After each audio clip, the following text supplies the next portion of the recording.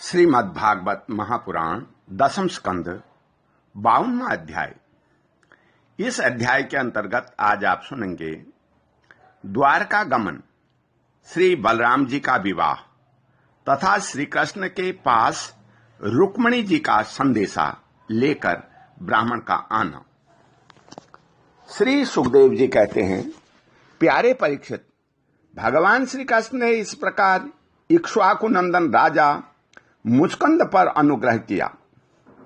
अब उन्होंने भगवान की परिक्रमा की, उन्हें नमस्कार किया और गुफा से बाहर निकले।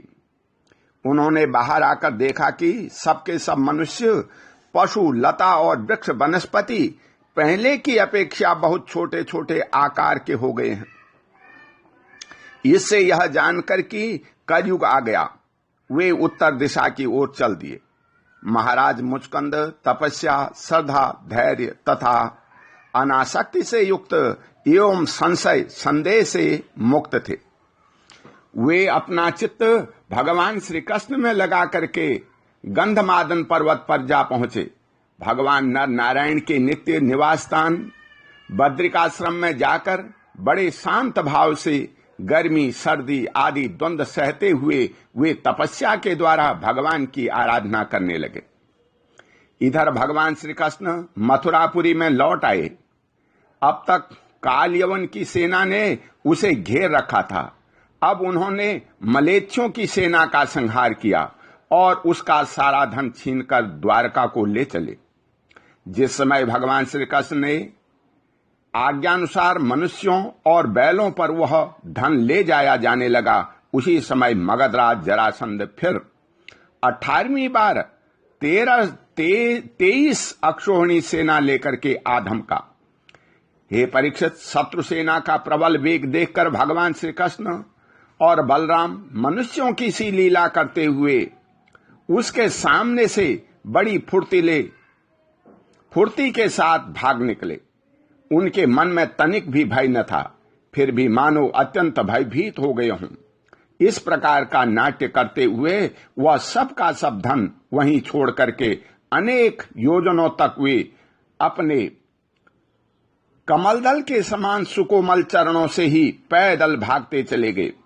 जब महाबली मगधराज जरासंध ने देखा कि श्री कृष्ण और बलराम तो भाग रहे हैं, तब वह हंसने लगा और अपनी रथ सेना के साथ उनका पीछा करने लगा। उसे भगवान श्री कृष्ण और बलराम के ऐश्वर्य, प्रभाव आदि का ज्ञान न था। बहुत दूर तक दौड़ने के कारण दोनों भाई कुछ थक से गए। अब वे बहुत ऊंचे प्रवर्षण पर्वत पर चढ़ गए। उस पर्वत का प्रवर्षण नाम इसलिए पड़ा था कि वहां सदा ही मेघ वर्षा किया करते थे। हे परीक्षित, जब जरासंध ने देखा कि वे दोनों पहाड़ में छिप गए और बहुत ढूंढने पर भी पता न चला, तब उसने ईंधन से भरे हुए प्रवर्षण पर्वत के चारों ओर आग लगवा करके उसे जला दिया।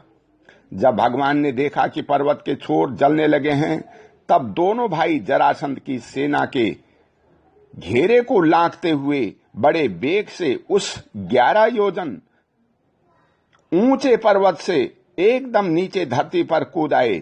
हे राजन, उन्हें जरासंध ने अथवा उसके किसी सैनिक ने देखा नहीं और वे दोनों भाई वहां से चलकर फिर अपनी समुद्र से घिरी हुई द्वारकापुरी में चले आए। जरासंध ने झूठ मूठ ऐसा मान लिया कि श्री कृष्ण और बलराम तो जल गए और फिर वह अपनी बहुत बड़ी सेना लौटाकर मगध देश को चला गया। यह बात मैं पहले तुमसे ही कह चुका हूं कि आनंत देश के राजा श्रीमान रेवत जी ने अपनी रेवती नाम की कन्या ब्रह्मा जी की प्रेरणा से बलराम जी के साथ ब्याह दी। हे परीक्षित, भगवान श्री कृष्ण की स्वयंवर में आए हुए शिशुपाल और उसके पक्षपाती सालु आदि नरपतियों को बलपूर्वक हरा करके सबके देखते देखते जैसे गरुड़ ने सुधा का हरण किया था, वैसे ही विदर्भ देश की राजकुमारी रुक्मिणी को हर लाए और उससे विवाह कर लिया।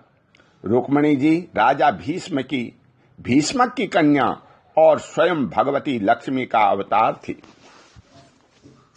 राजा परीक्षित ने पूछा, हे भगवान, हमने सुना है कि भगवान श्री कृष्ण ने भीष्मक नंदिनी परम सुंदरी रुक्मिणी देवी को बलपूर्वक हरण करके राक्षस विधि से उनके साथ विवाह किया था।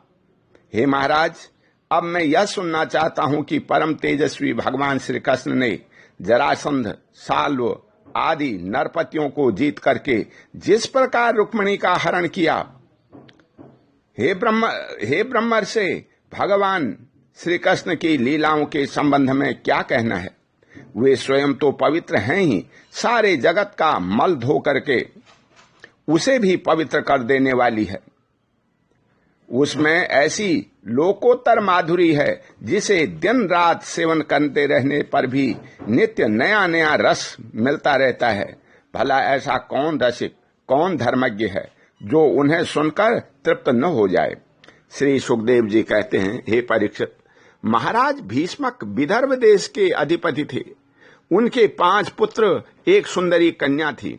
सबसे बड़े पुत्र का नाम था रुक्मी और 4 छोटे थे, जिनके नाम थे क्रमशः रुक्मरथ, रुक्मबाहु, रुक्मकेश और रुक्ममाली।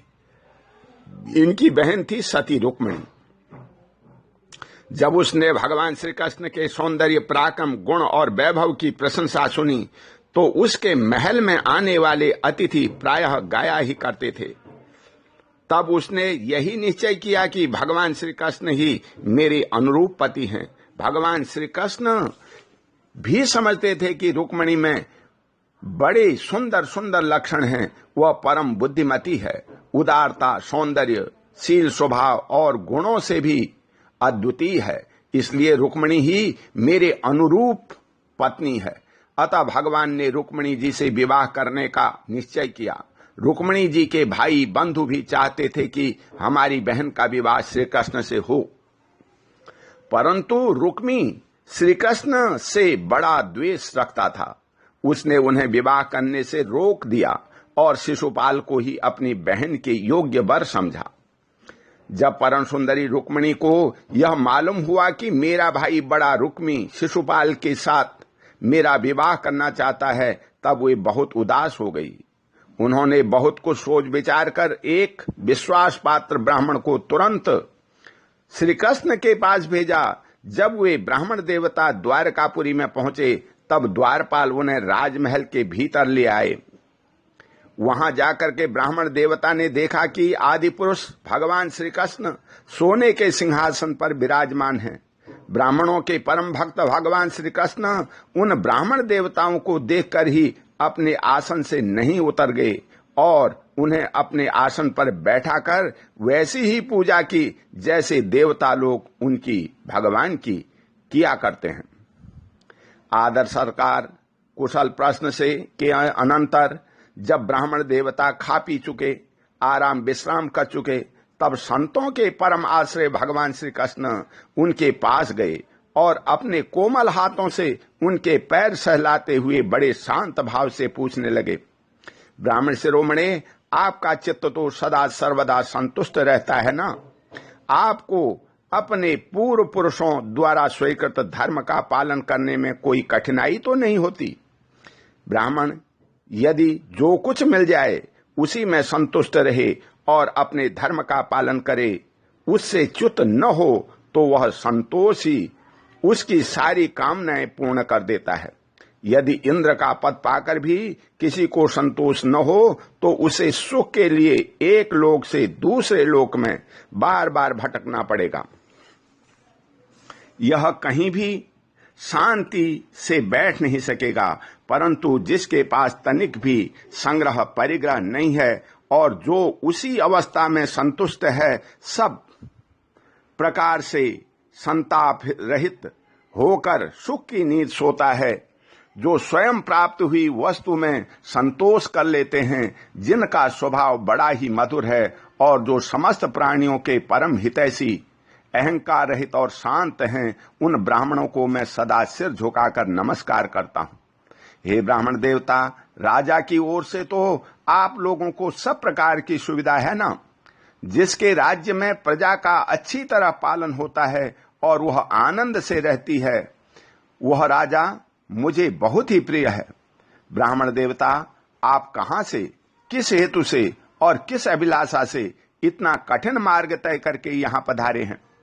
यदि कोई बात विशेष गोपनीय न हो तो हमसे कहिए, हम आपकी क्या सेवा करें।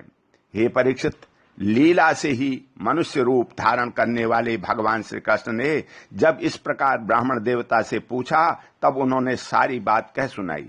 इसके बाद वे भगवान से रुक्मिणी जी का संदेश कहने लगे। रुक्मिणी जी ने कहा है, त्रिभुवन सुंदर, आपके गुणों को जो सुनने वालों के कानों के रास्ते हृदय में प्रवेश करके एक एक अंग के ताप, जन्म की जलन बुझा देते हैं, तथा अपने रूप सौंदर्य को जो नेत्र वाले जीवों के नेत्रों के लिए धर्म, अर्थ, काम, मोक्ष, चारों पुरुषार्थों के फल एवं स्वार्थ, परमार्थ सब कुछ हैं, श्रवण करके प्यारे अच्युत, मेरा चित्त लज्जा, शर्म वो कुछ छोड़कर आप में ही प्रवेश कर रहा है। प्रेम स्वरूप श्याम सुंदर, चाहे जिस दृष्टि से देखें, कुल, शील, स्वभाव, सौंदर्य, विद्या, अवस्था, धन, धाम, सभी में आप अद्वितीय हैं, अपने ही समान हैं। मनुष्य लोक में जितने भी प्राणी हैं, सबका मन आपको देख करके शांति का अनुभव करता है, आनंदित होता है। अब पुरुष भूषण, आप ही बतलाइए, ऐसी कौन सी कुलवती, महागुणवती और धैर्यवती कन्या होगी जो विवाह के योग्य समय आने पर आपको ही पति के रूप में वरण न करेगी।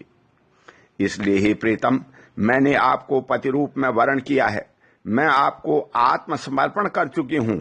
आप अंतर्यामी हैं, मेरे हृदय की बात आपसे छिपी नहीं है। आप यहां पधार करके मुझे अपनी पत्नी के रूप में स्वीकार कीजिए। हे कमल नयन, हे प्राण वल्लभ, मैं आप सरीखे वीर को समर्पित हो चुकी हूं, आपकी हूं। अब जैसे सिंह का भाग सियार छू जाए, वैसे कहीं शिशुपाल निकट से आकर के मेरा स्पर्श न कर जाए। मैंने यदि जन्म जन्म से पूर्व कुआं, बावली आदि खुदवाना, इष्ट यज्ञादि करना, दान, नियम, व्रत तथा देवता, ब्राह्मण और गुरु आदि की पूजा के द्वारा भगवान परमेश्वर की ही आराधना की हो और वे मुझ पर प्रसन्न हों, तो हे भगवान श्री कृष्ण, आकर मेरा पाणी ग्रहण करें। शिशुपाल अथवा दूसरा कोई भी पुरुष मेरा स्पर्श न कर सके। हे प्रभु, आप अजित हैं। जिस दिन मेरा विवाह करने वाला हो, उसके एक दिन पहले आप हमारी राजधानी में गुप्त रूप से आ जाइए और फिर बड़े बड़े सेनापतियों के साथ शिशुपाल तथा जरासंध की सेनाओं को मथ डालिए, तहस नहस कर दीजिए और बलपूर्वक राक्षस विधि से वीरता का मूल्य देकर मेरा पाणी ग्रहण कीजिए। यदि आप यह सोचते हैं कि तुम तो अंतःपुर में, भीतर के जनाने महलों में पहरे के अंदर रहती हो, तुम्हारे भाई बंधुओं को मारे बिना मैं तुम्हें कैसे ले जा सकता हूं, तो इसका उपाय है, मैं आपको बतलाए देती हूं।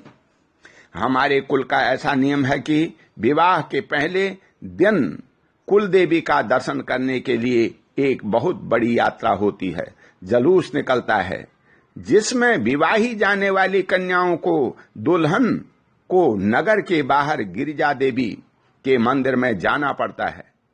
हे कमल नयन, उमापति भगवान शंकर के समान बड़े बड़े महापुरुष भी आत्मशुद्धि के लिए आपके चरण कमलों की धूल से स्नान करना चाहते हैं। यदि मैं आपका वह प्रसाद, आपकी वह चरण धूल नहीं प्राप्त कर सकी, तो व्रत द्वारा शरीर को सुखाकर प्राण छोड़ दूंगी। चाहे उसके लिए सैकड़ों जन्म क्यों न लेने पड़े, कभी न कभी तो आपका वह प्रसाद अवश्य ही मिलेगा।